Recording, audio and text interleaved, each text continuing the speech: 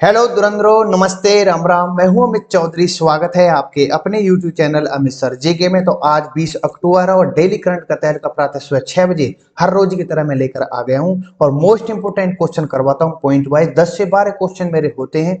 सभी के सभी क्वेश्चन आपके आने वाले एग्जाम में आने आने ही आने हैं 101%। ठीक है, जैसा कि मैं रोज बताता हूं अपने भाइयों को, जो भी मेरे भाई एसएससी से रिलेटेड, सीटेट से रिलेटेड या बैंक से रिलेटेड जो भी भाई मेरा तैयारी कर रहा है, एनडीए से स्टेट पीएससी तक, सभी के सभी इन संस्थाओं में या इन आने वाले इनके पेपरों में 101% मेरी करंट जो डेली करंट का तहलका है, इसमें जो मेरे क्वेश्चन होते हैं 10 से 12 क्वेश्चन होते हैं प्रॉपर तरीके से। मोस्ट इंपोर्टेंट है, सभी को मैं पॉइंट वाइज करके समझाता चलता हूं, जो कि क्वेश्चन से ही रिलेटेड होते हैं और वहीं से ही क्वेश्चन उठता है एग्जामिनर के थ्रू।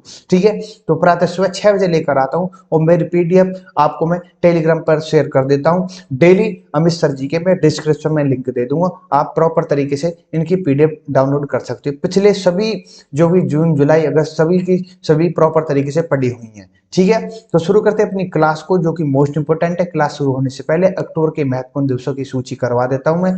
सबसे पहले आपके सामने 1 अक्टूबर को वृद्ध व्यक्ति का अंतर्राष्ट्रीय दिवस, 2 अक्टूबर को अंतर्राष्ट्रीय अहिंसा दिवस, 2 अक्टूबर को गांधी जयंती जी, लाल बहादुर शास्त्री जी की भी, और विश्व प्राकृतिक दिवस 3 अक्टूबर को। 4 अक्टूबर को आपको पता होगी विश्व पर्यावरण दिवस और विश्व पशु कल्याण दिवस। विश्व शिक्षक दिवस आप सभी को पता होगी, ये इंपोर्टेंट है, निशान लगा लेना। 5 अक्टूबर को राष्ट्रीय शिक्षक दिवस आपको पता होगी 5 सितंबर को मनाया जाता है। वहीं वायुसेना दिवस भी इंपोर्टेंट है, 90वीं वर्षगांठ थी इसकी। ठीक है, 8 अक्टूबर को, 9 को विश्व डाक दिवस और 10 को राष्ट्रीय डाक दिवस मनाया जाता है। वहीं 11 को अंतर्राष्ट्रीय बालिका दिवस मनाया जाता है। इसका विषय, इसकी थीम क्या है, ये मुझे बताने इन कमेंट। विश्व गठिया दिवस आपको बता दिया मैंने 12 अक्टूबर को। 13 अक्टूबर को राष्ट्रीय आपदा न्यूनीकरण के लिए संयुक्त राष्ट्र अंतर्राष्ट्रीय दिवस होता है। 14 अक्टूबर को विश्व मानक दिवस, 15 अक्टूबर को विश्व सफेद बैलून दिवस और 16 अक्टूबर को विश्व खाद्य दिवस मनाया जाता है। 17 अक्टूबर को मैं बता दूं गरीबी उन्मूलन के लिए अंतर्राष्ट्रीय दिवस होता है। ये सभी चीजें मैं कई बार डिस्कस कर चुका हूं और जो भी इंपॉर्टेंट जो डे होंगे इनके बीच में 17 के 24 के बीच में, तो मैं प्रॉपर तरीके से इन क्वेश्चन में करवाता रहता हूं। ठीक है, तो शुरू करते हैं अपनी क्लास को, जो कि मोस्ट इंपोर्टेंट क्वेश्चन की शुरुआत करेंगे। ठीक है, तो फर्स्ट क्वेश्चन आपके सामने, केंद्रीय मंत्री श्री हरदीप सिंह एस पुरी ने, मतलब सिंह पुरी ने किस राज्य के संगरूर में एशिया के सबसे बड़े कॉम्प्रेस्ड बायोगैस सीबीजी जिसको कहते हैं ना, जैसे एलपीजी, एलपीजी की फुल फॉर्म बताना मुझे। अब सीबीजी कॉम्प्रेस्ड या कंप्रेस्ड बायोगैस जो होती है संयंत्र का उद्घाटन किया गया है किस राज्य के अंतर्गत, तो आपको पता होगी पंजाब के अंतर्गत इसका उद्घाटन किया गया, पंजाब के संगरूर में। ठीक है, एशिया का सबसे बड़ा, ये इंपोर्टेंट क्वेश्चन है, एशिया का सबसे बड़ा कंप्रेस्ड बायोगैस संयंत्र का उद्घाटन किया गया है। मैं थोड़ा पॉइंट वाइज अपने भाइयों को बता दूं कि जर्मनी की अग्रणी बायो एनर्जी कंपनी में से एक बारबियो एनर्जी द्वारा 220 करोड़ रुपए की प्रत्यक्ष विदेशी निवेश के साथ 20 एकड़ का मतलब 20 एकड़ का संयंत्र कमीशन किया गया है, जो सीबीजी है। इसमें plant sustainable alternative drivers affordable transportation, ये SATAT की फुल फॉर्म है। ये क्वेश्चन पूछ सकता है, सीबीजी की फुल फॉर्म पूछ सकता है। ठीक है, और कहां पर पूछ सकता, किसके द्वारा ये उद्घाटन शुरू हुआ, ये पूछ सकता है आपसे। ठीक है, जो मैं पॉइंट करवा रहा हूं इनसे रिलेटेड, ये भी मोस्ट इंपोर्टेंट, इसका उद्देश्य यह है कि ये प्राप्त करना है कि दिशा में एक कदम की तरफ, मतलब अच्छे पहले की तरफ हम जा रहे हैं, जिसे अक्टूबर 2018 में ऑलरेडी लॉन्च कर दिया गया था। इस योजना का उद्देश्य बता दूं, किसानों की मदद होगी, भारत के घरेलू ऊर्जा उत्पादन में आत्मनिर्भरता को बढ़ाकर वायु प्रदूषण को कम करके ग्रामीण अर्थव्यवस्था को सशक्त और मुक्त करना है। इस संयंत्र के अलावा SATAT जो है, इसकी पहल के तहत 38 CBG बायोगैस संयंत्र को चालू किया जाएगा। ठीक है, इसी प्रकार से नीचे भी लिख रखे हैं कि वर्तमान में उत्पादन जो कि 6 TPD CBG है, लेकिन जल्दी इसको 33 TPD CBG में उत्पादन करने की अधिक क्षमता पहुंच जाएगा। ठीक है, ये सभी शर्तें रखी गई हैं और यहाँ पर मैं बता दूं 1 लाख टन धान की पुआल की खपत करेगा। इसके माध्यम से 6 से 8 उपग्रह सफल होंगे। नीचे दे रखा है कि सीबीजी संयंत्र प्रत्यक्ष रूप से 390 लोगों को तथा अप्रत्यक्ष रूप से 585 लोगों को रोजगार देने में उपलब्ध करेगा। ठीक है, ये मोस्ट इंपोर्टेंट था। आपके जितने भी पॉइंट आपके दिमाग में लिख थे वो सभी मैं पॉइंट डिस्कस कर चुका हूं। इंग्लिश वाले बच्चों के लिए आपके सामने मैंने ये लिख रखा है। ठीक है, नेक्स्ट क्वेश्चन पर चलते हैं, और इंपोर्टेंट क्वेश्चन है ये भी। कौन सा देश अंतरराष्ट्रीय सौर गठबंधन के अध्यक्ष के रूप में फिर से निर्वाचित हुआ है? इंपोर्टेंट क्वेश्चन है, आपको सबको पता होगी इंटरनेशनल सोलर अलायंस ISA इसकी हेडक्वार्टर कहां पर, ये बिल्कुल आसान है, हेडक्वार्टर मुझे बताना, इंपोर्टेंट क्वेश्चन है। तो रूस है, भारत है, चीन है, ब्रिटेन है। तो भारत को फिर से अध्यक्ष चुना गया है और सह अध्यक्ष के रूप में फ्रांस को चुना गया है। जैसा कि मैं बता दूं, अंतरराष्ट्रीय सौर गठबंधन की महासभा में भारत को अध्यक्ष और फ्रांस को सह अध्यक्ष के रूप में फिर से चुना गया है। इसमें जो अपने केंद्रीय ऊर्जा और नवीन और नवीकरणीय ऊर्जा मंत्री हैं RK सिंह जी, और अंतरराष्ट्रीय सौर गठबंधन के अध्यक्ष में चुना गया। वहीं पर फ्रांस के विकास राज्य मंत्री कृसला जाचौरोपालू को सह अध्यक्ष के रूप में फिर से चुना गया, मतलब जो पहले थे वही अभी भी हैं। ठीक है, 17 अक्टूबर को भारत की अध्यक्षता में 4 दिवसीय अंतरराष्ट्रीय सौर गठबंधन की बैठक शुरू हो रही है। तो 17, 18, 19, 20 मतलब 4 दिन चलने वाली ये दिवसीय अंतरराष्ट्रीय मीटिंग है, बैठक है। इस बैठक में 110 देश के प्रतिभागी सौर ऊर्जा को बढ़ावा देकर कम कार्बन वाली अर्थव्यवस्था के प्रति अपना अनुभव साझा करेंगे। ये मोस्ट इंपोर्टेंट है। ठीक है, अब आपको बताना है अंतरराष्ट्रीय सौर गठबंधन का हेडक्वार्टर कहां, बिल्कुल आसान ही क्वेश्चन। ठीक है, नेक्स्ट क्वेश्चन पर चलते हैं। सेहान करुणा तिलक ने अपने उपन्यास the seven moons of Maali Almeida के लिए कौन सा पुरस्कार जीता है? ये इंपोर्टेंट क्वेश्चन है मेरे भाइयों। ठीक है, ये भारत रत्न मिला, बुकर पुरस्कार या गांधी जयंती पद्म, तो इनको बुकर पुरस्कार से सम्मानित किया गया। आपके सामने सेहाना करुणा तिलक श्रीलंकाई लेखककार हैं, या फिर आपके सामने बहुत बड़ी जो लेखक कहते हैं, या फिर बहुत बड़ी कविता रचयकार है रोहन करुणा तिलक जी। ठीक है, मैं बता दूं 2011 में उनको पहले ही उपन्यास चाइनामैन ने राष्ट्रीय मंडल पुरस्कार जीत चुकी हैं, और करुणा तिलक यह पुरस्कार जीतने वाली दूसरी श्रीलंकाई बन गई हैं। ठीक है, माइकल ओडा पुरस्कार जीतने वाले पहले श्रीलंकाई थे।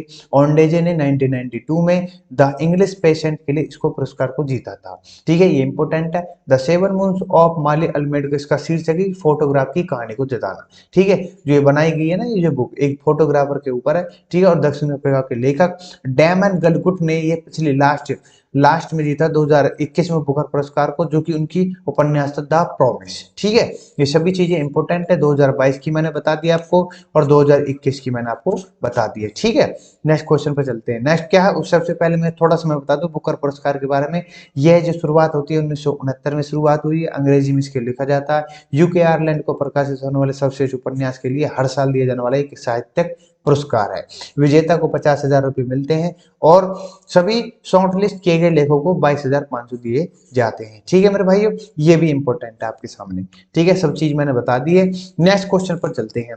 भारतीय जूनियर महिला टीम ने ISSF जो इंटरनेशनल शूटिंग चल रही है, विश्व चैंपियन, जो कि कहां पर, इन कमेंट मैं कई बार डिस्कस कर चुका हूं, ये इंपॉर्टेंट है। आपको इन प्लेयरों के नाम पूछ सकते हैं कि किससे रिलेटेड है, किस खेल से संबंधित रखता है प्लेयर। ठीक है, तो 10 मीटर एयर पिस्टल के अंतर्गत इन्होंने स्वर्ण पदक जीता है। इंपोर्टेंट क्वेश्चन है मेरे भाइयों, ये मैं बता दूं आपके सामने। इनका नाम ईशा सिंह, शिखा नरवाल और वर्षा सिंह ने काहिरा मिस्र में ISSF जो राइफल चल रही है पिस्टल विश्व चैंपियन में 2022 में स्वर्ण पदक जीता।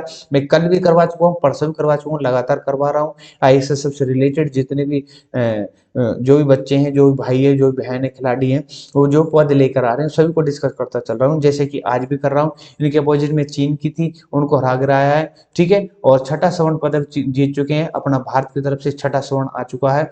वही मैं बता दूं अन्य स्पर्धा में भारतीय भाला फेंक खिलाड़ी DP मन्नू ने राष्ट्रीय ओपन एथलेटिक चैंपियन में पुरुष की स्पर्धा में स्वर्ण पदक जीता है। भाला फेंक थ्रो जैवलिन जो होता है। वहीं रोहित यादव ने रजत पदक और किशोर कुमार जैना ने कांस्य पदक भी जीते हैं। ये भी इंपॉर्टेंट है, आपसे पूछ सकता है। इनके क्या करो कि आप फोटो मार देख लो गूगल पर, रोहित यादव किससे रिलेटेड है या कौन सा खेल से है, तो आपको प्रॉपर तरीके से प्रैक्टिकली दिमाग में आ जाएगा।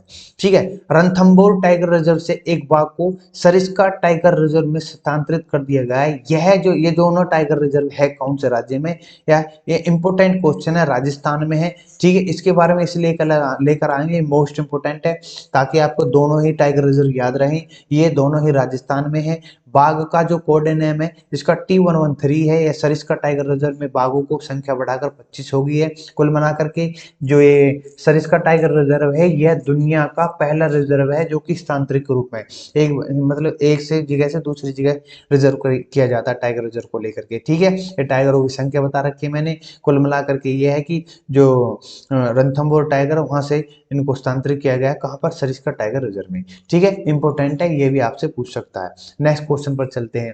केंद्रीय मंत्रिमंडल ने विपणन सीजन 2023-24 के लिए कितनी रबी की फसलों के लिए एमएसपी में वृद्धि की मंजूरी दे दी है? ये इंपॉर्टेंट क्वेश्चन है। रबी की फसल कब बोई जाती है, खरीफ की फसल कब बोई जाती है, और जो जायद की फसल है वो कब बोई जाती है, ये आपको पता होनी चाहिए। ठीक है, तो 6 रबी फसल होती है, इंपॉर्टेंट है। 6 रबी की फसलों को मंजूरी दे दी है केंद्रीय मंडल ने। सीसीईए ने जो 6 रबी फसल है न्यूनतम समर्थन के लिए एमएसपी बढ़ाने का फैसला किया है। सीएससीपी की सभी सिफारिशों को स्वीकार कर लिया गया है और सीएससीपी 6 रबी फसलों को जो कि एमएसपी में 9% तक वृद्धि की सिफारिश की गई है। कुल मिलाकर सिफारिश की है इसकी देखेंगे, जो भी आगे फैसला लिया जाएगा वो प्रॉपर तरीके से मैं बता दूंगा अपनी करंट अफेयर में। दाल के लिए सबसे अधिक वृद्धि ने रुपए 500 रुपए की घोषणा की गई। ये सभी की सभी 6 की जो 6 आपके सामने मैंने रबी की फसल रख दी है। इंग्लिश वाले बच्चों के लिए ये रहा। ठीक है, नेक्स्ट क्वेश्चन पर चलते हैं। किस अमेरिकी इतिहासकार को 2022 के लिए सर सैयद उत्कृष्टता मतलब कि सर सैयद एक्सीलेंस अवार्ड दिया गया है 2022 में? तो वुडरो विल्सन है, इतालवी अन्वेषक है, या बारबरा मैडकॉफ है, या रिचर्ड मॉरिस है? जो बारबरा मैडकॉफ है इनको दिया गया है। इंपोर्टेंट क्वेश्चन है। ठीक है, इनमें मुसलमानों को इतिहास को लेकर जिक्र किया है, भारत और पाकिस्तान जितने भी मुस्लिम है। ठीक है, इनकी बुक में इन्होंने अपने आप से मतलब इतिहास के बारे में अपनी तरफ से अपने जो लेखा है विस्तार किया है वो सभी चीजें डिस्कशन की हैं और उसको लेकर के इनको अवार्ड दिया गया। प्रोफेसर मैडकॉफ को अलीगढ़ मुस्लिम, जिसको एएमयू बोला जाता है, अलीगढ़ मुस्लिम विश्वविद्यालय के द्वारा संस्थापक सर सैयद अहमद खान की 205वीं जयंती पर पुरस्कार को पुरस्कृत किया गया। ठीक है, ये दक्षिण एशिया के इतिहास विशेषकर औपनिवेशिक काल के विशेषज्ञ हैं और प्रोफेसर मेटकाप ने भारत पाकिस्तान की मुसलमान आबादी को लेकर के इतिहास पर विस्तार किया है। ठीक है, इंपोर्टेंट है। मेटको को ये 2 लाख रुपए दिए गए हैं नगद पुरस्कार। वहीं पर दिल्ली में मौलाना आजाद एजुकेशन फाउंडेशन ने 1 लाख रुपए इनको प्रॉपर तरीके से दिए हैं। ठीक है, कुल मिलाकर आपसे पूछ सकता है कि किसके ऊपर इन्होंने इतिहास लिखा है, विस्तार किया है, ये आपको पता होना चाहिए और किसको दिया गया है। यूपी वाले को इन लिए इंपॉर्टेंट हो जाता है क्वेश्चन। नेक्स्ट है, किसने नए लेखा महानियंत्रक के रूप में पदभार ग्रहण किया कंट्रोलर जनरल ऑफ अकाउंट के रूप में? ये इंपॉर्टेंट क्वेश्चन है, 100% क्वेश्चन पूछा जाएगा यहाँ से। ठीक है, दीपक दास, गिरीश या भारतीदास या रंगनाथन जी को? तो भारतीदास इज द राइट आंसर हो जाता है।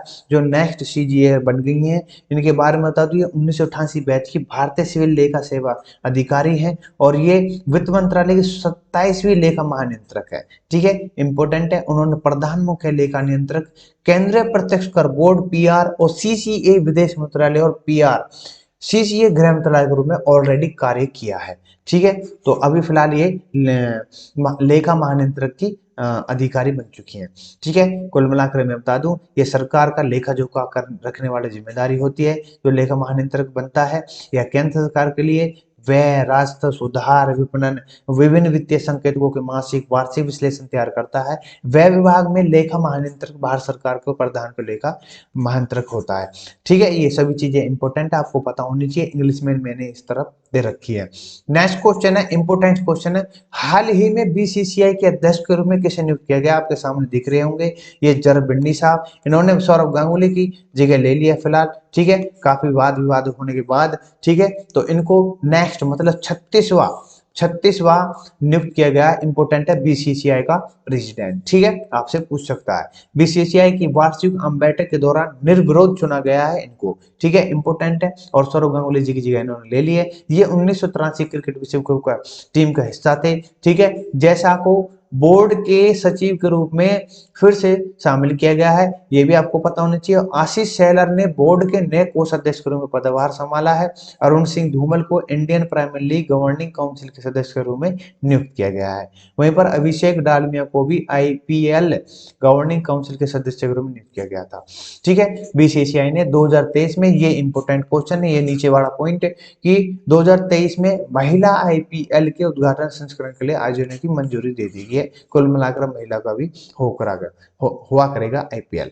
भारतीय क्रिकेट कंट्रोल बोर्ड, यह क्रिकेट के लिए भारत की शासी निकाय है। इसकी स्थापना दिसंबर 1928 में हुई थी। इसका मुख्यालय मुंबई के वानखेड़े स्टेडियम में था। ठीक है, स्टेडियम में, सॉरी। ठीक है, ये सभी चीजें इंपोर्टेंट है। जो जो चीज आपके सामने मैं रख रहा हूँ वो इंपोर्टेंट क्वेश्चन है सभी के सभी। नेक्स्ट क्वेश्चन पर चलते हैं। विश्व बैंक ने हाल ही में किस राज्य की SALT परियोजना के लिए 250 मिलियन ऋण दिया है? ये इंपोर्टेंट क्वेश्चन है। मध्य प्रदेश, गुजरात है या फिर तमिलनाडु, आंध्र प्रदेश? तो आंध्र प्रदेश राज्य है जिसको 250 मिलियन ऋण दिया गया है, ठीक है, बिना किसी शर्त के। मैं बता दूं एसआल्ट की फुल फॉर्म में बता देता हूं, supporting Andhra learning of transform. ये इंपॉर्टेंट क्वेश्चन आपसे क्वेश्चन पूछ सकता है, ठीक है। यहाँ पर लिखा हुआ है supporting Andhra learning transformation, salt की फुल फॉर्म। विश्व बैंक ने राज्य सरकार द्वारा लागू किए गए पथ प्रत्यक्ष सुधारकों को सराहना में आंध्र मतलब जो साल्ट है 250 मिलियन का बिना शर्त ऋण दिया है। और विशेष मुख्य सचिव जो वहां के हैं राजेश शेखर स्कूल शिक्षा के अनुसार साल्ट परियोजनाओं के तहत शुरू किए गए सुधारों ने शिक्षा प्रदान करने के तरीके को एक आकर्षक बदलाव लिया है और परिणाम उत्साहजनक रहे हैं। ये सभी चीजें इंपोर्टेंट है। काफी थोड़ा मैंने क्या है, हिंदी थोड़ी सी वैसी है, ये इंग्लिश में आपको प्रॉपर तरीके से समझ में आ जाएगा। आप पीडीएफ आप प्राप्त कर सकते हो मेरे ऑन टेलीग्राम पर, ठीक है मेरे भाइयों। कोई दिक्कत, किसी भी प्रकार से कोई दिक्कत हो, प्रॉब्लम हो, तो मेरे से आप पूछ सकते हो, ठीक है, किसी भी प्रकार से। तो इसी के साथ अपने भाइयों से मैं ये कहूंगा कि आप थोड़ा सा समय आपको मजबूत होने का है, क्योंकि अभी पेपर आने का सीजन आने वाला है, ठीक है। इंपोर्टेंट है सभी के सभी पेपर आपके लिए, जिस भी पेपर की आप तैयारी कर रहे हो, ठीक है। जो सा भी पेपर होगा पहले मैं उसको एनालिसिस करूंगा अपनी करंट से रिलेटेड, ठीक है, करंट अफेयर्स को लेकर के, ठीक है। तो इसी के साथ विदा लूंगा। नमस्ते, राम राम, जय हिंद, जय भारत। मिलते हैं नेक्स्ट क्लास में।